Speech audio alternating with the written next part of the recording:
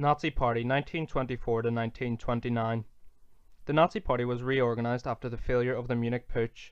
They now seek power through legal methods, mainly by getting into the Reichstag rather than force, so that they can destroy the republic within. Hitler was released from prison 9 months after the Munich Putsch. He gained national publicity and used his time in prison to change his tactics, to use political methods, and to write Mein Kampf. The Nazi Party fell apart during his absence, showing Hitler's importance to the movement. He refunded the party in February 1925 and based it on Führerprinzip, which was supreme power to one over all Führer. Hitler introduced the brown shirt for his SS stormtroopers. He adopted the outstretched right arm salute. He used a tilted swastika for the Nazi flag with the traditional red, black and white colours, the old German imperial colours. At the party congress at Bamberg in 1926, he defeated more socialist inclined rivals. This made the party more right-wing. Hitler also provided a charismatic leadership with his messianic mission to rebuild Germany. He was a powerful speaker and was able to identify the people's emotions and expectation in which he would capitalize upon. Along with Joseph Goebbels, they used propaganda to target many Germans and their specific grievances. Hitler was able to tailor his message to his audience to appeal to both the socially downtrodden and to the agrarian and industrial elites. The Nazi Party. The party was organized in a series of areas, or Gau, headed by a local leader, or Gauleiter, who had to subordinate Hitler's orders. They built up a number of associated organizations for young people, women, students and teachers. The Nazi welfare organization was a soup kitchen, which put into practice their idea of Volksgemeinschaft, or a national community. The chief, Strasser, used it to exploit the economic deterioration after 1929. They paid attention to local propaganda. This was proved successful as voters were won over by personal contacts or by attending meetings addressed by a local speaker. The Nazis targeted key individuals in local communities. They used door-to-door campaigning with leafleting, direct mailing and pamphlets. They also used posters to convey simple yet dramatic messages. The Nazis were willing to change their policies to fit the different issues among the people. This would give them a wide range of support. The Nazis promised to restore hope and create a new national community for all. They also promised work and bread, which was very appealing to the unemployed. They promised to replace the Weimar Constitution with a strong leadership, which would smash communism, end Jewish influence, destroy the Treaty of Versailles settlement, and end reparation. Nationalism was crucial in the Nazi appeal. 25 points. Not all points are important, but the programme was Hitler's ideal way of running the party. Communism must be destroyed. Hitler saw communism as a disease. The Treaty of Versailles must be destroyed. It was a humiliating treaty. Aryans are the master race, blonde hair and blue eyes. All German-speaking countries should unite together. A strong one-party state is needed. The Nazis would have complete control. Germany needed more Lebensraum, more living space, and to use Slavs, Eastern Europeans, as slaves. Only pure German blood would be included in German citizenship, so that meant no Jews or no Jewish background. Higher old age pensions must be provided. All shop owners should be given more financial help in the growing economy.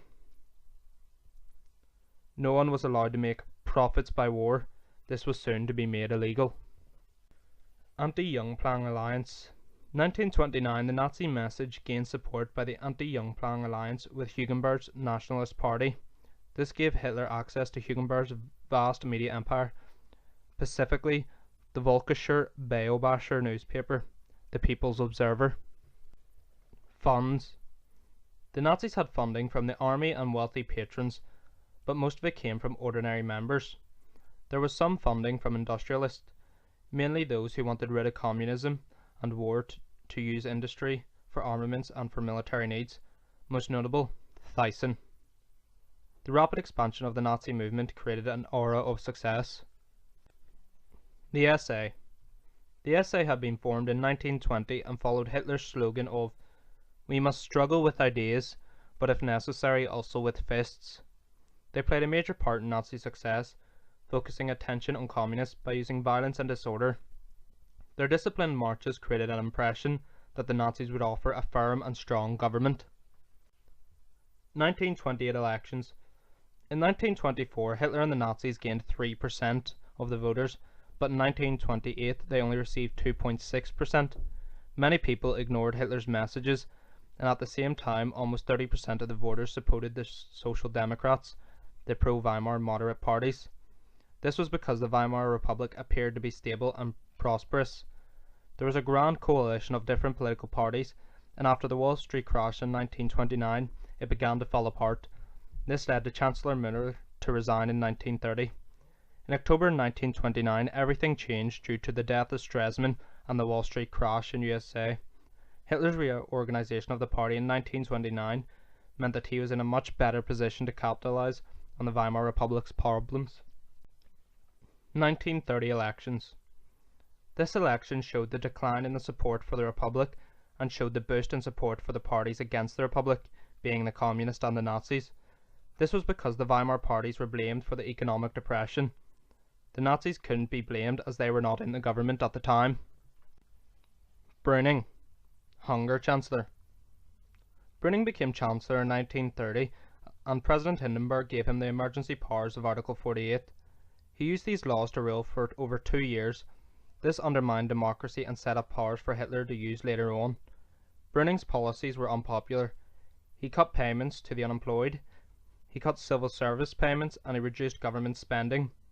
Due to the unemployment rising at such an intense rate, the reparation payments were suspended. 1932, year of 4 elections. In March and April there were 2 presidential elections. Hitler gained 37% of the vote, which was a shock to Hindenburg. This showed the increasing popularity of Hitler. This made Hindenburg force Brüning to stop using Article 48 and for him to resign. Hindenburg appointed von Papen as Chancellor. Von Papen found he could not form a proper government, so he called for another election. In July 1932 election, the Nazis and the Communists triumphed. The Nazis were now the largest party in the Reichstag, with 230 members. 1932 November elections. The conservative politician von Papen made a deal with Hitler. Von Papen would support Hitler as Chancellor if he could get the position of Deputy Chancellor. Von Papen convinced President Hindenburg that he could work with Hitler as Chancellor and to control him. This had an opposite result, but in January 1933, Hitler was appointed Chancellor of Germany.